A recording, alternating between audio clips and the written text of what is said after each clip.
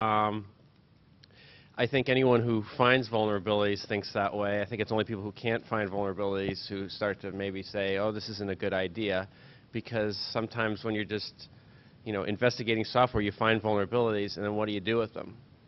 So, the responsible thing is to send it to the vendor, but then you get stuck with the vendor doesn't do anything about it if there isn't the threat that it will be publicly disclosed. So I think the public disclosure is the only way to actually, get things fixed. I would even add that if people find any silent fixes in patches, they should go ahead and disclose that out too. If they have reverse engineered a patch and found that something was silently patched, they should throw that out to public too, just for the knowledge of it. Because sometimes we have seen that things patch silently getting exploited in the wild. Anyone else? I'll do it. Yeah. I think you should, and most hackers think you should not disclose vulnerabilities to the public. They think instead you should sell them to me. And so if you guys have vulnerabilities, then I recommend we talk offline and you make some cash. Definitely Mozilla. I thought selling, being a salesperson up here was off limits. I didn't hear that. Seriously. So I have a question. Yeah. So you say you want us to sell our vulnerabilities to you. Yes. How can you afford to pay the worth of a vulnerability? Well, how much is yours worth? Well, let's say it's something like, let's throw out the internet worm, the original, the one that had that much impact. How can you ever afford to pay what the impact of that worm would be? Wait, are you talking about the Robert Morris one? Take something that's had major impact on the net. Let's take something that we were mostly all alive for.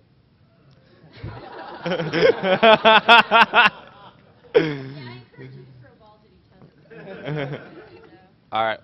Well, there's a lot of valuable business models that organize themselves around buying exploits, which are the sort of fruit of your labor, and of course vulnerabilities, which are potential exploits. One way that Immunity capitalizes on this is to have a program which we call the Partners Program, which we sell to IDS companies and various other people who want to have up-to-date research. And so when a vulnerability is, for whatever reason, announced publicly, perhaps it's been given to a vendor, we need to be able to put it into the Partners Program as soon as possible. But to get something to the point where we understand it and can report on it is going to take us 3 to 6 months. So for us to have instant reaction, we need to know ahead of time. Now, there's many ways to do this. We could cooperate with all the major vendors, do exactly what they want us to do, and in return, they would give us pre-release information. Or we can cooperate with the hacker community. And of the two, I'd prefer to cooperate with you, sir. So if you would like to sell vulnerabilities, then I am at your leisure. Why is it either, not both? Good question. Why is it either, not both? And the reason for this is because, I mean, obviously you cooperate with both, but each vulnerability is going to come with strings attached. When I buy your vulnerability, there's going to be a contract. We're buying a license to software. When I get something from Oracle, there's going to be a contract. And then the lawyers get to negotiate, and you live in a sort of a caged world. So, like any business, you have to decide which one is more cost-effective. Okay, time for you to pass the mic now. Yeah, sorry. Where's it going? To you if you want it. Goes to you or to Marcus Lindstrom? I think vendors have a real responsibility to, first of all, respond to vulnerabilities when they're reported to them and demonstrate to the community that they appreciate the work that they're doing by fixing the vulnerabilities. And second of all, to encourage other people to find vulnerabilities and to report them, hopefully before they announce it publicly. But either way, as a vendor, I appreciate the work that's going on there. I appreciate getting a little heads up before the rest of the planet so we can fix the vulnerabilities before everyone's taking advantage of the vulnerability and potentially hurting users. But either way, I would rather see the vulnerability out there than, not see it at all and potentially have people being at risk with no patch available. How much heads up is heads up? Well, we fix things pretty quickly, so we'll take whatever you want to give us. I would appreciate 30 days, but anything's better than finding out about it at the same time, starting a patch at the same time the hackers start, or well, the attackers start going after our users. But I'll take what I can get. All right. So I'm going to say that it is not all right to put vulnerabilities out. And there are a number of reasons for this. One is that the vast majority of actual exploits have occurred after the vulnerability was released or made public. And consequently, when it is not put out there, there is no real large-scale vulnerability to itself. Vendors absolutely have a moral responsibility to fix things, and saying, well, they won't do it is kind of like saying, well, if people are out there speeding, we should be allowed to shoot them. That two wrongs do not make a right.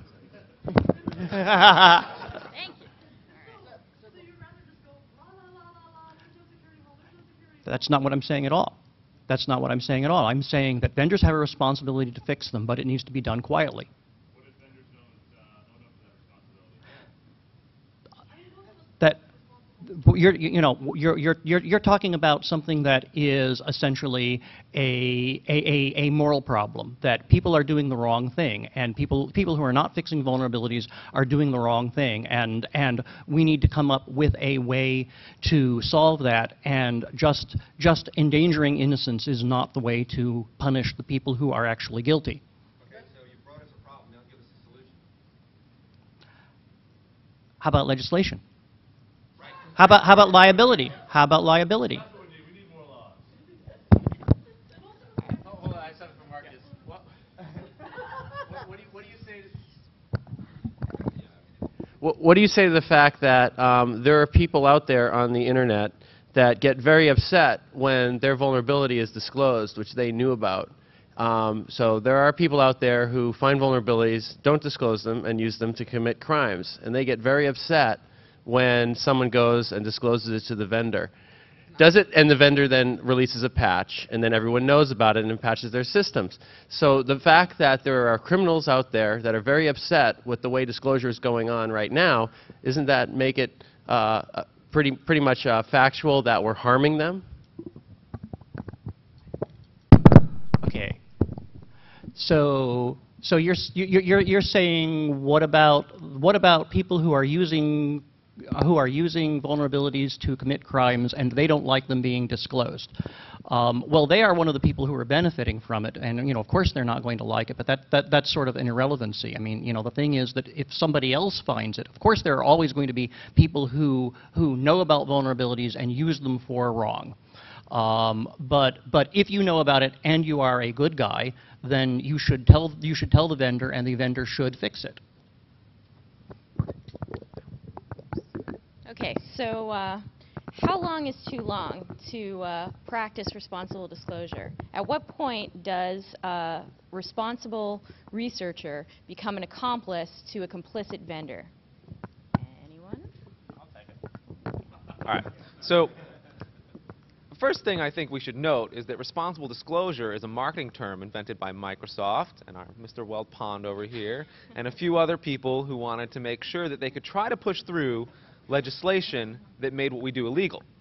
It's a very simple strategy because there's no other way to restrict the market. There's clearly a market in vulnerabilities. And Marcus Lindstrom thinks that most vulnerabilities are exploited after they're released, which is flat out wrong. In reality, the hacker community finds the vulnerabilities, exploits them, and then 10 years later we're reading about them on, I guess it used to be BugTrack, but now it's full disclosure. So I mean, when we say responsible disclosure, what we're really doing is playing into Microsoft's and every other big vendor's hands and playing into the idea that they should restrict the ability that we have to do research today. And it's something that we should be very careful about avoiding. If you want to play the politics game, you need to have talking points. And when people say responsible disclosure, you should think vendor monopoly disclosure. And we make sure we push this term out, and you guys are all now part of this game. And we can make sure that we sort of counteract this, because it's not actually good for Microsoft and Oracle and Sybase to restrict vulnerability disclosure. And it's not good for them in a very real coherent long-term sense, but short-term, it's good publicity to have everyone shut up. And that's what they want. That's what they want. They want legislature, like you said. So it's really clear that it's not good for you for that sort of... Well, it's not good for any vulnerability researcher or the public at large. Wait a second here. Wait a second here. What is the harm to a researcher to wait 30 days before disclosing and give the vendor a chance to fix it? What is the real harm? Press. Bad press. Well, Someone else finding it. I mean, the reason I registered response disclosure, I notified the vendor first, and then I wait, and then I release disclosure so that people like me and you can go out and write our own signatures while we're waiting for your patch to be deployed. It takes a long process to get that out of the pipeline. so your complaint is the process is too long, but you're not giving a time which is acceptable. But during that time, someone else is going to find it. If I find a blazingly obvious security hole, I'm going to notify the vendor. I'm going to give a time for a response. And then I'm going to put it out on full disclosure so that the rest of us can be protected from it before someone else finds it. But when you put it out in full disclosure, you're telling everybody about it, so you're guaranteeing. It's true, but on the same token, a lot of these are blazingly obvious. And So, The question is, are they obvious before they fix it? Right. Okay. The fact that things eventually get found doesn't necessarily mean that they're going to get found by 50,000 people around the world at the exact same moment that you find them. I submitted a poll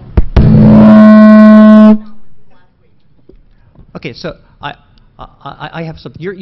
I think you're saying that if you wait, then you will lose essentially the cred that you would get out of the. Well, then what? Then. Start this with you this time. Just hold on to that. Because I didn't have the opportunity to tell other people, my other peers, what this vulnerability was so that they could write appropriate signatures for it. Well, you can practice self-defense. You can Right. you can mitigate it in your own environment. So What my you're company will be protected, but Everybody else is screwed. Right. yeah, exactly. No, that's not. I'm saying Vulnerability has mitigation. for a small window of time. Now, if a vulnerability has some mitigation, Yes. then it should be published so that other people can protect themselves from that thing. What if the only mitigation is to not run the software? What if the only mitigation is to disconnect it from the network? Yeah. It's still a viable option for production services. You cannot make a judgment on somebody else's needs for production. Some companies will go out of business if they have to shut down their systems for a significant amount of time. And that's a risk they assume. You can't assume that risk. and that's why we try And to that's what you're trying to do.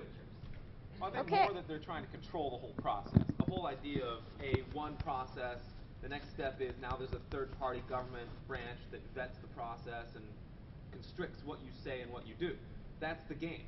The game is right now we get everyone to agree that there's something called responsible disclosure we should all do. Next game is then we make it mandatory. And after that we put people in jail. That's what you're feeding. You feed the beast.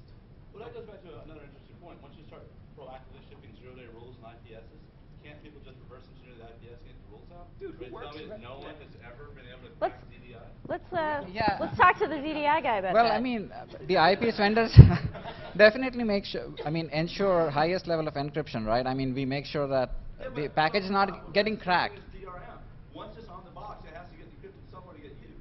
Yeah, sure, but I mean, if you make sure that the bar is very high, and so far, I mean, we have never heard of any CDI ones getting, reverse engineered. Who would tell you?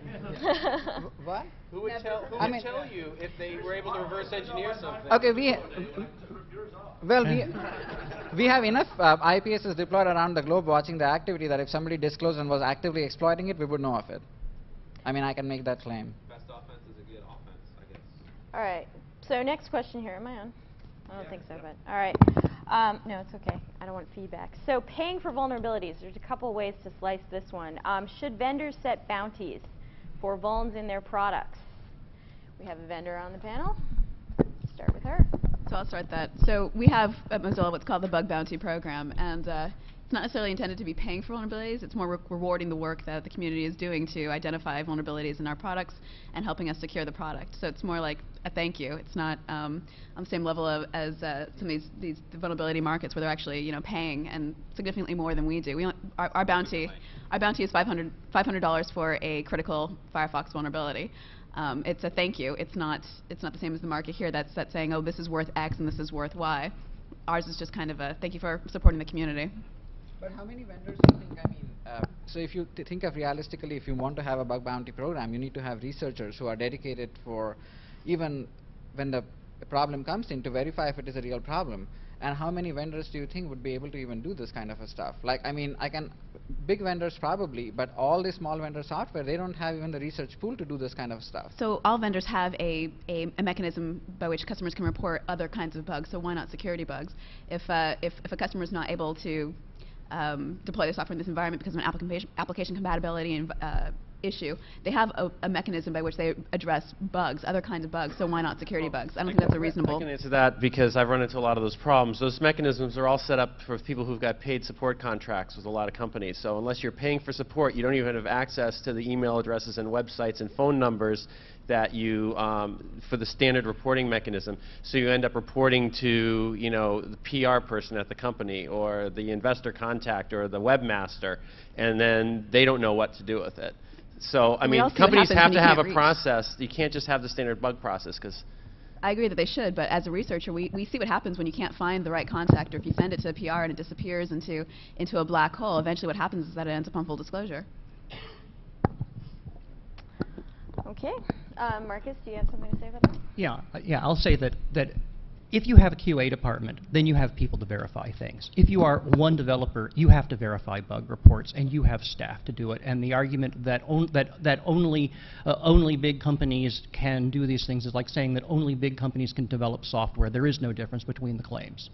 Well, I mean, what I have seen sometimes people submit is like when a Windows crashes, they go and submit that information to the ZDI thinking that it probably is a vulnerability. And people, not everybody is able to probably read, even the QA engineers are not going to be necessarily able to read all those dumps and figure out if there was a problem or if there was not. So it does involve significant skill in some cases to verify whether the problem is real or not. If you're getting so many bug reports that you can't go through them, you have real problems that go beyond what we're describing here. Actually, that's probably the case for every vendor. Every vendor probably has more reports than they can go through in a reasonable amount of time. We get a lot of reports. It takes a lot of time to figure out if there's actually even a potential security issue here, and we take them all seriously. But it's a huge problem if you've got a lot of different reports, and a lot of them, there's a lot of the signal to noise ratio is not necessarily for a lot of vendors without dedicated staff on security issues. It's definitely a difficult thing to do, but the vendor needs to dedicate staff to this sort of thing, and you're not going to be able to get away with not having a mechanism to address security reports. Go ahead. Okay. You got something else? You see some of these, I have seen some of these ActiveX controls, right? People distributing to wide range of software. This is like a shop which has no clue about security. So when you even tell them that now there is a hole in that ActiveX control, right? They have absolutely no clue what you're talking about. And this recently happened. Actually, one of the big vendors, I want to name the vendor, it's a big vendor for web portal software, right? And we reported a bug for their software, and they came back as saying, we're going to sue you now because you reported a bug for us. And they have no clue as to what a security issue is, how to handle it, and these things kind of get disclosed, and they have to live with it. So there are vendors ranging on all scales. There are, I would call sophisticated vendors such as yourself, Microsoft, who have the process, and then there are on the other extreme, they don't have a clue of what you're talking about. So it's very difficult for vendors, I would say, to set up a program when the range of skills they have is really variable. Okay, that brings us to the next part of that question is, should all vendors set bounties of some sort or reward programs, put them in place? Does it make sense for certain types of vendors as opposed to others? Is there a cutoff point depending on size or complexity of the problem? There was a ZDNet blog that was out that was asking the question, should Microsoft pay for vulnerabilities? If you're saying that all vendors should pay bugs for bounties, then that means that an individual developer is paying out of their pocket for something. It means that people who are developing open source software, freeware, will not only not get any money, but will be paying things out. That everyone ought to do it, clearly you can't do that, because there are some people who develop for free. Well, I would also add the business case doesn't add any justification. Like, think of it as Mozilla, right? Let's say ZDI finds a bug for you. You're not paying those $500. Right? from Mozilla's pocket.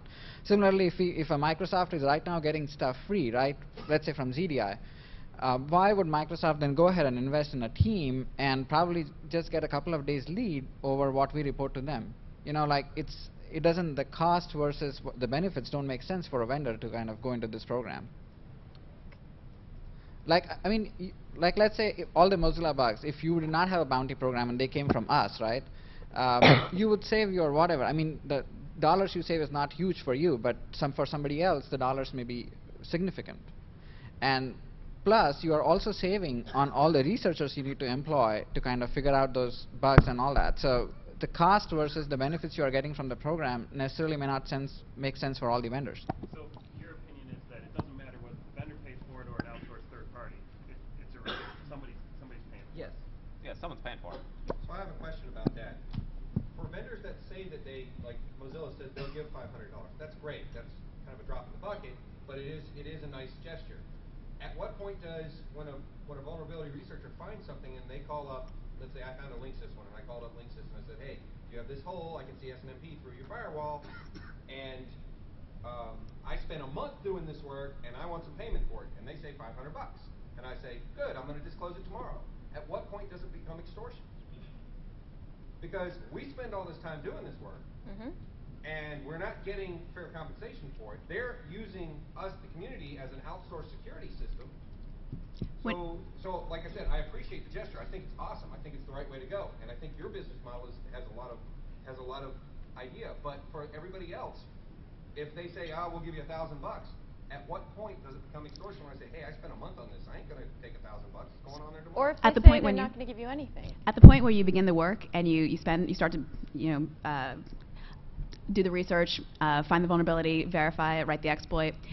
While you're doing all that work, you're not engaged by the corporation to do any work for them. So when you come to them and say, now give me $1,000 or I'm going to put it on full disclosure, or give me 10,000 or 100,000, like where do you draw the line? The point is that there's no existing relationship with the company, and they haven't said, like Mozilla has said, you know, hey, if you find one of these vulnerabilities, we'll pay $500 bug bounty for critical vulnerabilities. If there's no existing relationship and you are now demanding money, or else you will do something that will harm the company, then that's extortion. People do business all the time when there's no business relationship. I look out there and I see that there's a certain need out in the marketplace, and I do research and I build up some intellectual property, and then I can go and sell that to companies. Couldn't I research a vulnerability, write a paper about it, write the exploit, write the mitigation to it, and say, here's a paper I wrote. I'll sell it to you for $50,000. Take it or leave it. Now, I think disclosing it might be extortion, right? But selling intellectual property to a company can't be extortion. Disclosing it is, because it's I'm going to do this or else. Yeah, the minute that you say give me something or else, then it becomes extortion. Fair enough. So then how long do you wait before it doesn't become extortion?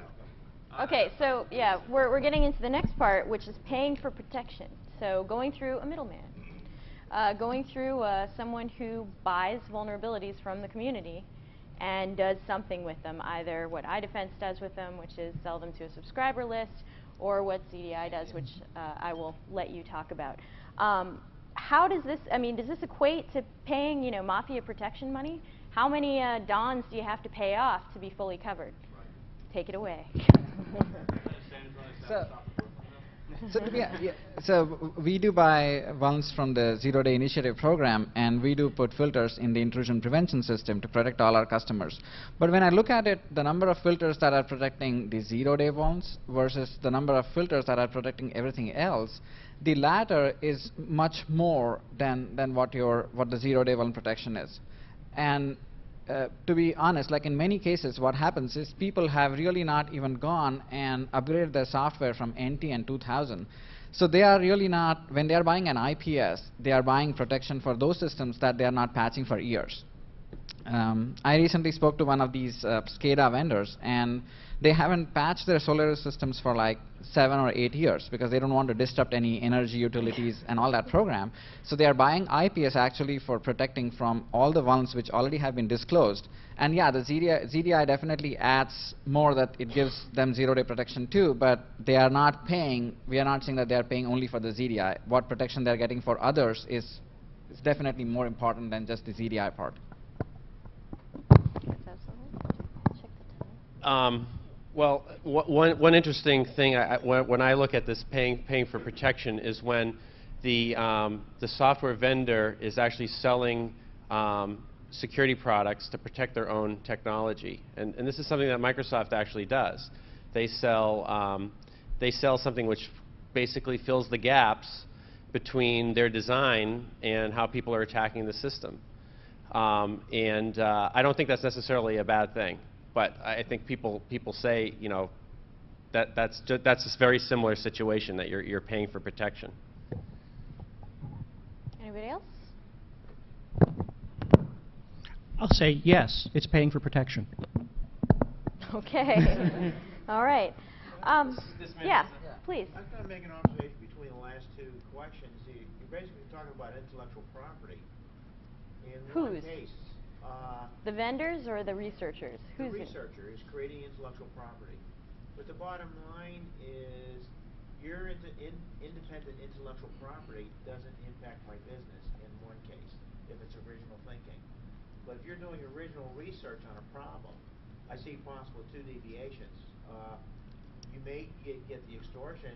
You may want to get the credit, like the person in the back of the room was saying. But also take a look at it as a lot of the problems that you see today are discovered independently, because some of the seeds of the initial discussions for research were planted maybe a year ago, and all of a sudden you have 2 or more independent researchers coming up with the same thoughts. Well, this is an important point, right? Like, the fact is, you are not a unique little sunflower. The Yes, I am. all right. I mean, aside from you, but there's a lot of people out there who know the difference between a small string and a big string, and it's just not that hard.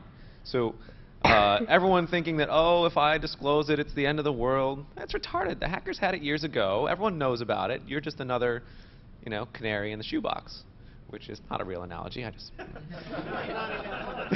You're looking at script kidding to me, is what you just discussed. The script kiddies are better than people. I mean, people don't give them credit. They sit around doing a lot of work, but and they're smart people. So you know, and they're going to make a lot of money. I agree with the last day, with the previous one, no. All right. I mean, who do you think works at all these you know, vendors in their security departments? Right? It's not. Yeah. I don't know. I was going to say, this is kind of what draws the line between the cumulative us and the cumulative them. If you start taking your best processes down that line of, I'm going to extort all this money from you, you've become one of them. I get paid by my company to protect my company. Now, I'm going to get paid by them whether or not, you know, these vulnerabilities get disclosed by me or not, but I'm going to do the best job that I can because it's something that I enjoy and it's a community that I like to support. That's what makes us us. Good for you. I don't think that we're I won't lie and say I'm not in it for the money at all. And, you know, getting the bounties or whatever is a nice perk on top of that. But I'm still going to be doing this work because that's what I get paid to do. And I assume you enjoy it. And I do enjoy it. So you don't have any problems. But I mean, you know, why would we start taking that leap into extortion and it's a point where, you know, we're destroying our career? I think this brings up an interesting point, and this sort of comes up in arguments all the time, especially with the complete anti-disclosure people, like on the end there, is motivation matters. Like, if I'm doing this to make money, somehow it's what I'm doing is wrong. If I'm doing it for the goodness of society, somehow it's good. If I'm doing it just to make myself look better and be more marketable, that's sort of a gray area. You know, I mean, why does the motivation, you know, matter? If I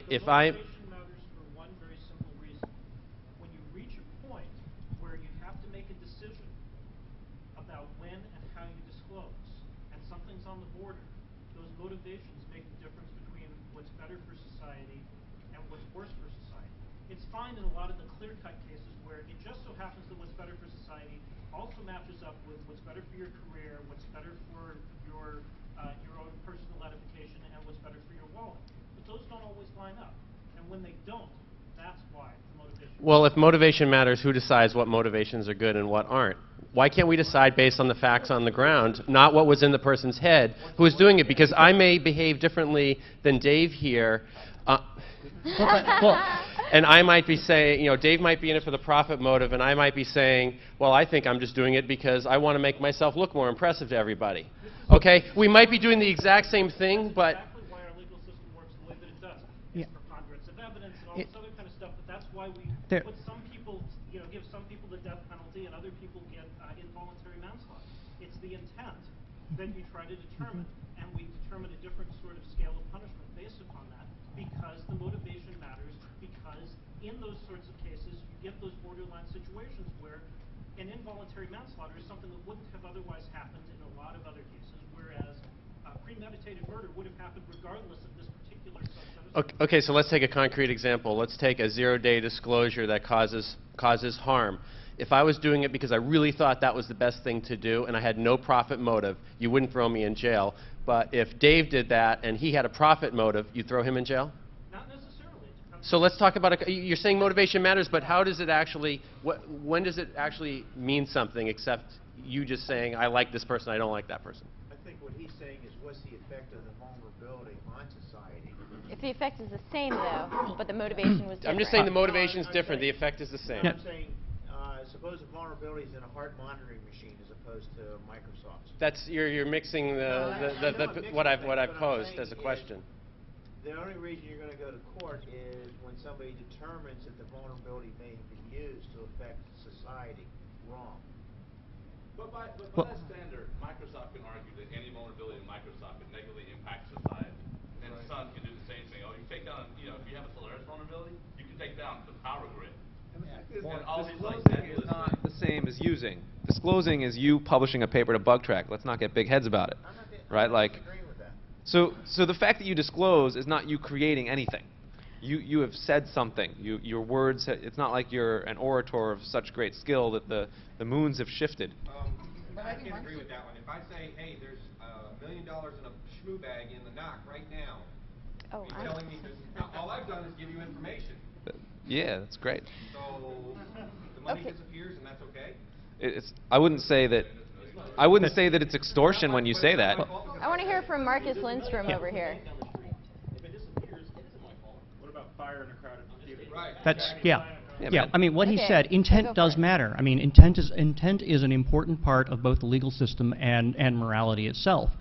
And you can't then say, oh, but let me give you this case, and how would you decide it? Because that is up to whoever has to decide it, a judge or a jury, or in many cases even just, you know, the cop on the beat who decides whether or not somebody should be busted. But intent does matter. Okay, so if intent matters, what about who are we really responsible to when we're talking about responsible disclosure? Are we responsible to the vendor? Are we responsible to the customer? Are we responsible to the industry at large so that Adam Shostak has some data to go by when he does his next analysis? I mean, at what point, you know, do we say, you know, that responsible researcher is trying to work with the vendor because there's a serious flaw that could affect society in a negative way, and then the vendor is dragging their feet, or they may or may not have legitimate reasons of why it's taking them so long. At what point, you know, and who's to call whether or not it's time to disclose? Who's going to benefit from dropping that? Different situations, though. In her case, she's getting paid by somebody to protect her customers. So she's actually got the easy case, right? Because she's getting paid by her company to protect her company. And if she discloses it's up to her company, it's kind of like Avi yesterday with Johns Hopkins. He goes through Johns Hopkins. That's great for them. What about the guy sitting at home that comes up with stuff? And the fact is, it's going to cost him a good $2,000 to disclose it. He's going to have to deal with whatever ramifications he goes through. He's going to have to talk to the company for like another 8 hours, explaining them in great detail how painfully obvious it is that this is a vulnerability. I mean, if you had like $5 for every time you submitted something and they said that's not a vulnerability, there wouldn't be no need for ZDI and iDefense and immunity. So what if the vendor agrees that there's a vulnerability, they agree on the severity level with you, but they don't agree on the timeline for disclosure? What happens then? Who decides? Who decides? I think a lot of it comes down to loyalty so much, a little more than responsibility. My loyalty is to my community. And my community has been there for me since I was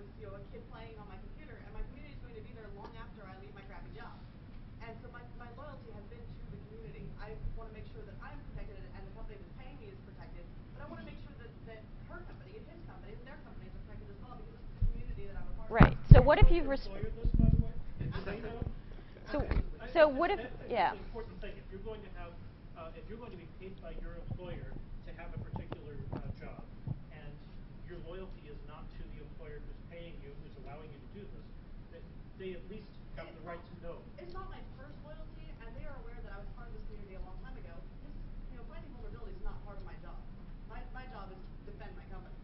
The fact that I do above and beyond that, the fact that I go poking around at things, that's what I do for fun, but it also benefits my company. Which is why they hired you. So Exactly. my point in that is just that they need to know exactly what they hired.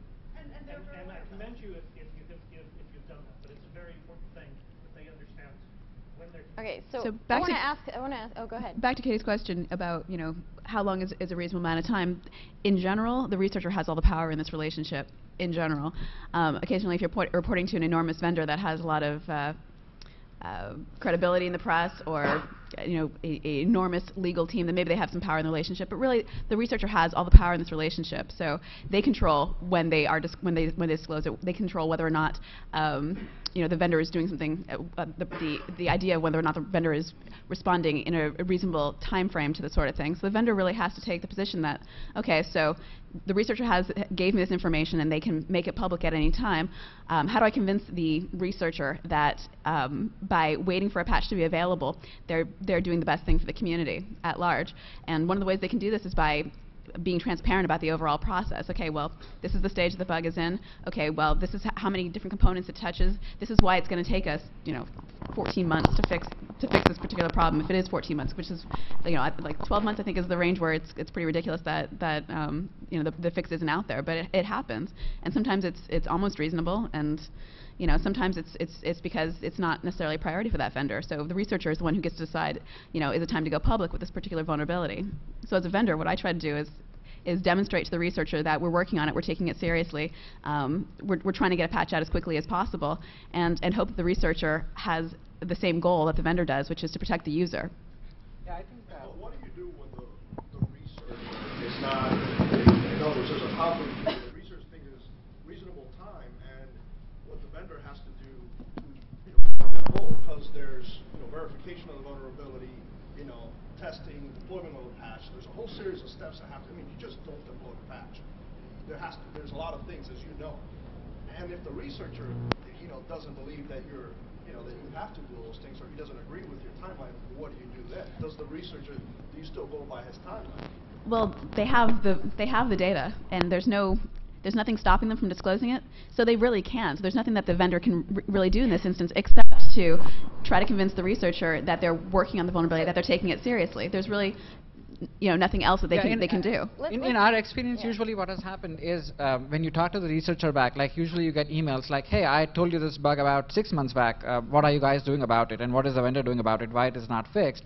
And when you kind of walk them through the whole process, and these are very intelligent people, needless to say, they're able to understand that once you tell them saying the vendor needs to correct this bug over like 30 languages, he has to make these many QA cycles. They are reasonable, and so far we have always found that making the process very transparent does help and does convince researcher to hold off from disclosing stuff to the public. So let's hear from the researchers over here. I don't agree that the vendor has all the power. The researcher has all the power. I think that what vendors will do is they'll threaten you. They'll threaten you with legal action. We see a lot of threats. We see a lot of cases that have been dropped. But being threatened with legal action isn't necessarily something that is easy to be on the receiving end of. It takes time. It takes energy. We saw recently with the HID case with the the RFID tags that basically, what was it? IOActive had to basically back down and say we're not going to present this. Now, who knows whether HID would have prevailed or not in their case? They probably wouldn't have. But it's those legal threats, especially when the person works at a company. And I can tell you that, when we were working at Stake, there was if you pissed off a vendor, well, that vendor was going to trash your company's name throughout the industry and say they're just not responsible researchers. They're harming. I'm not going to do business with them. And you'd have banks say, I'm not going to do business with people who who operate that way and don't give the vendor enough time. But lots of researchers dump things to full disclosure all the time, and nothing happens. So they really can get away with it and not face any impact. If you're willing to do it completely anonymously, you can get away with anything pretty much. Sure. Okay, Dave, you have something to say about this? We got about less than good. 10 minutes. Okay.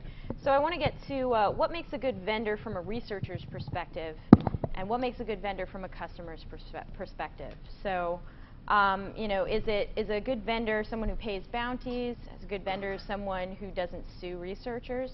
You know, from a researcher's perspective. From a customer's perspective, what's important to a customer? Is it important to the customer that the researcher has a bounty program to proactively reward the community for their research? Is it important to the customer that the vendor sues everyone who tries to, you know, rattle their software that they depend on for their critical infrastructure? Go ahead, Marcus Lindstrom. I'll say that results matter, that what matters to the customer is having software that doesn't have problems. And that's what really matters. And anything else like bug bounties, anything else, it depends completely upon what it ends up being for the end user, who is the innocent party in all of this, who may get some sort of information loss, etc. So all software is going to have problems, and I'm not just a vendor, I'm a user too. For me, the most important thing is how fast is a vendor shipping a patch. Like once a vulnerability is identified, how long does it take the vendor to get a patch out there? So from the researcher's perspective, what makes a good vendor? I think it's interesting how everyone is saying that the end user is an innocent party, as if they were a blind mole rat just chewing through tunnels here, and that's really where. What's that? All right. Well, that's where the software Wait a industry second. A wants user them. could be a company like Bank of America. They're not an innocent little mole rat. They have a very sophisticated IT staff that knows what they're doing. Have you met these people? Especially them. Or They're the ones who are really. we're in DC. You know, who might be the mole rats here, right? Well, I think the reality is they want you to be a mole rat by sort of artificially restricting the information the end user is exposed to. And if we tie the word extortion, if we tie the word weapons and like all these things into what essentially is people putting text on a page into the discussion like we have today, that's where they win. And if you realize that the reality is that the more information the end users have, the more they make use of it, the more people like her can protect her network and all this other stuff, there's really no harm to the end user for any kind of disclosure. The harm is that they're using buggy software, and it's not. And if they know about it, they can protect themselves. It's a very simple equation, and the idea of responsible disclosure and all this sort of bankrupt sort of vendor monopoly stuff, it doesn't work. One of the things that you're talking about is extortion from the researcher going to the company. What about the extortion from the other way around when you're looking at the vendor who says, we're only going to fix this product, and we're only going to release this fix if you pay our maintenance? Exactly. The extortion is entirely the other way. But how's that different where, I mean, the only time we get access to your vulnerability information is if we pay you. That's so right. We're paying somebody. Because it's very expensive for me to do this stuff. But But obligation does David have to you to give you that information? yeah, I have no. The thing is, I'm not saying there's an obligation. Exactly. There's no obligation on researchers to do anything with the vendors. The obligation is entirely their own moral compass, and that's the way it's now, and that's the way it's going to be. And responsible disclosure was a movement to try to prevent that. And we saw it early on, and we prevented it. Now there is a vulnerability marketplace, and it's basically dead. OIS is dead. It's good that it's dead. And there are people protecting your rights, and that's what this is. So if you use the word extortion, if you use the word weapons and all these other things, you do play into their hands, and you help diminish your own rights. And I just hope to make you aware of that. Okay, we got 5 minutes.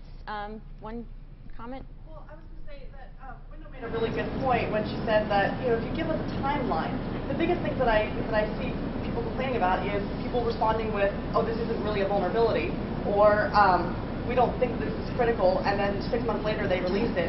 You know, when you're hammering away six months in a row saying this is a really bad bug and it needs to be addressed, and you're not getting that sort of response from the vendor, I'm not going to go back and disclose to that vendor. If I can't get your response, I'm going to get everyone else's response and say, hey, this is out there and they're not addressing it. Right. Well, you get form letters sometimes.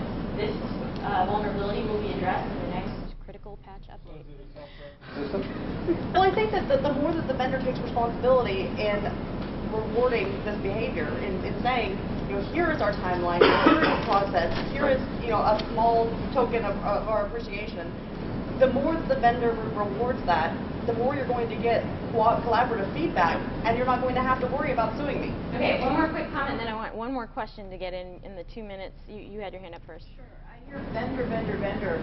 You've got a slightly different dynamic when you've got open source projects. I was just getting there. The open source project probably patches really quickly, but the propagation to the users of the vulnerability so that they can upgrade is sometimes impossible. Okay, I have data. So as an open source project, so actually I have numbers for 1.5.05 to 1.5.06. That's the update that happened. It's one of the updates security updates that happened last summer. It took us 8 days to upgrade 90% of our user base. So that's from the time the patch was available to the time 90% of the population was updated. So that's actually really short. Like if you asked another vendor how long it takes you to get the population updated on a security patch. How do you notify them? We have a number of different mechanisms by things that are reporting, and we actually also have a lot of partners that tell us what they're seeing across websites, which users are hitting them, and we have also the 1.5.05s checking in and saying, give me, is there a patch available? Is there a patch available? And eventually, no 1.5.05s are asking for it because they all have it. Okay. Okay, so we're basically out of time. I want to thank you guys all for participating, although I didn't see except just one ball. Thank you. Fly up here. My goal was to have the most balls in the air of any talk at Shmoocon. You disappointed me, people. But great participation. I leave you with one last unanswered question, along with the rest of the unanswered questions, is basically, what about the growing numbers of web applications that are full of holes? How do we disclose them? Who cares? Who do we tell? Will we get in trouble for it? Probably. Thank you.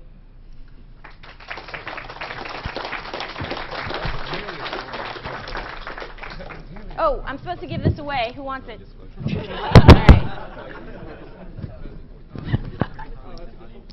One of the solutions I would suggest is start an association of responsible researchers, have a code of ethics, have an escrow arm of the NPS so that when you do find something, you deliver it to the escrow agent to be delivered at some future date. And then you talk with the companies. The escrow agent is always going to be independent. They'll never know where to find it. And they've got the legal truth. Hey, in a way, that's kind of what these brokers do, but they actually pay you money for it at the same time, Yeah, but the bottom line is they're in a profit themselves for the simple reason they can profit immensely from it, whereas the researcher won't. If you really have an altruistic view, you need to have a group, you need to have a code of ethics, you need to have a sense of how should I do it. Right. That's for your comment. Hi. Do you handle semantics vulnerabilities in your products, or No. are you guys doing ISRs? No, we just do third-party vulnerabilities. Okay. So if I knew about semantic zero day? No, you could, well, you report it to Secure at Symantec. You could report it to me, but, I mean, I will report it. I will forward it on to Symantec. So, here you go. That was a political Morning, Zach. Really? You need one of these.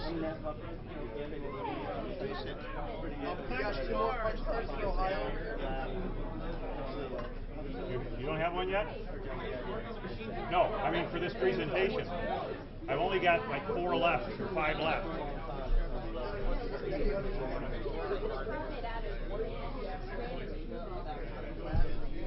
I'm supposed to get off of here now. I think I need to turn this to the... You're wearing a green shirt. Let's take care of your stuff. For me or for Jimmy? We're never going to get that data. It's strapped to my body, and I don't go to the bathroom. Original Mom's Attic smell. Wow. Yeah, let me get the re-rate.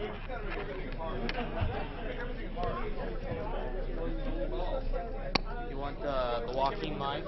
Yeah, that's definitely.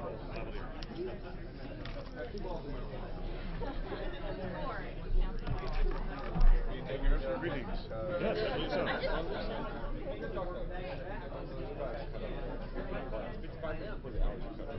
I have not.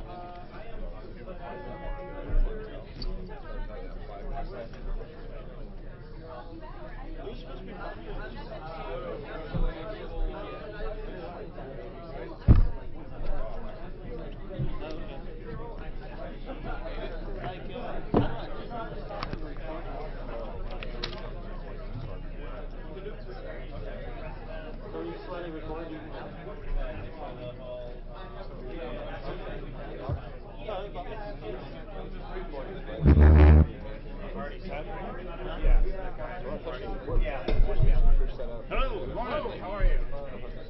It's out of the way. Got a trip on. Yeah, I mean, you know, like he was having me manage all the cameras. I know. Amazing. Marathon running. I know, Somebody's got a painting at home Saturday going on. Yeah. Hey, you know what? My wife is a day older than I am, and she has literally no gray hair at all. And I told her it's because I take better care of you than you take care of me. She said, watch it. I'm 52, so I'm warning up and down. I know that. They say once you're over the hill, it's all downhill.